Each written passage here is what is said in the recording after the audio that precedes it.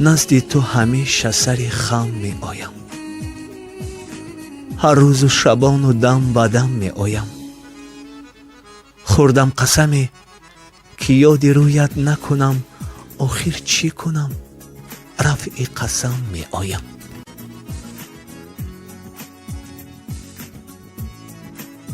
بیا بیا که یاد کردم چشم و رویت، کنون هم در مشام که موید.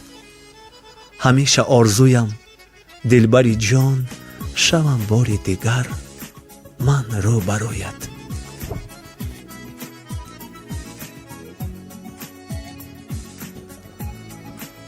میزنم خود را چه چاره، یار جان از من دوباره.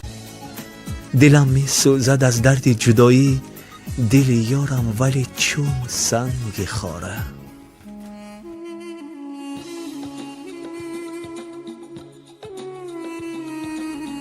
از غم عشق چی می باید کرد؟ من نمیدانم هیچ. شما بگویید. تشنه‌ام تشنه ترین تشنه ها، از آتش می سوزم. شما بگویید عشق چی می باید کرد؟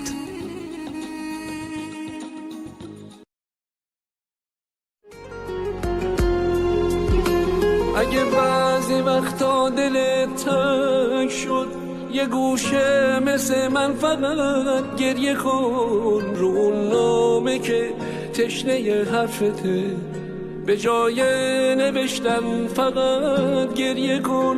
همین که دلم با توه کافیه، نمیخوام بدونم دلت با کیه. من آلودم اما نجاتم نده، که آلوده بودن به تو پاکیه.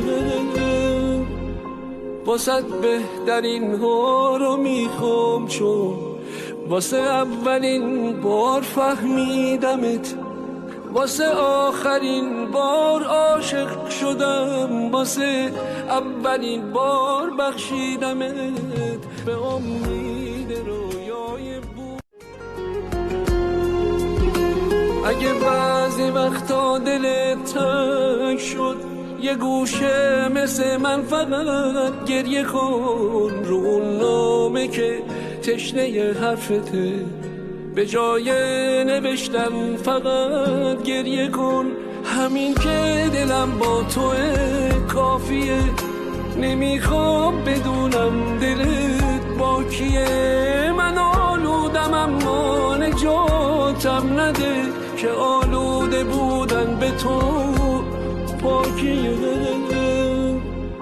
واسه بهترین ها رو میخوام، چون واسه اولین بار فهمیدمت، واسه آخرین بار عاشق شدم، واسه اولین بار بخشیدمت به امید رو